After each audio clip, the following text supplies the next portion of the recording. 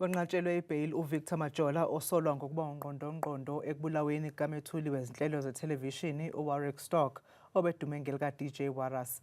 uDJ Warras wadutshulwa wabulawa ephuma esakhiweni esisenkabeni yedolobha laseGoli Zambezi House mhla ziyi-16 kuZibandlela nyakenye.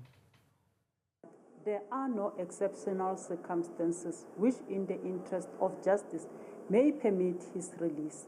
Therefore, his bail is denied. Ngesikhathi eboshwa, umseshi waphuca umsolwa omakhalekhukhwini abayisikhombisa.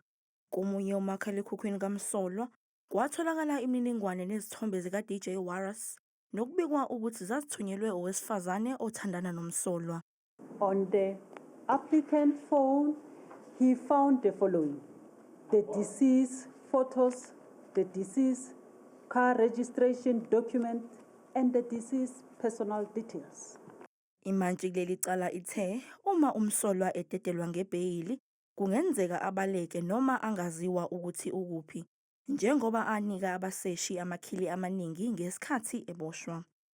Applicant, should he be released on bail, he will evade the trial. Inkantolo liyabhekisisa ke futhi ukuthi ke wena ke uma ungakhululwa ke ngebheyili ke wena kanti uzolibalekela ke futhi lecala amathuba maningi ngabaleka. He does not have a fixed address Ngoba ke awunalo ikheli ekungelakho la uhlala khona. because of he submitted different addresses. Ngoba ke wena unikezele enkundleni ngamakheli ahlukile. And therefore, it may be difficult for the state to trace him. Lokho ke kuyenza ukuthi ke abashushisi kube nzima ukuthi bakuthole.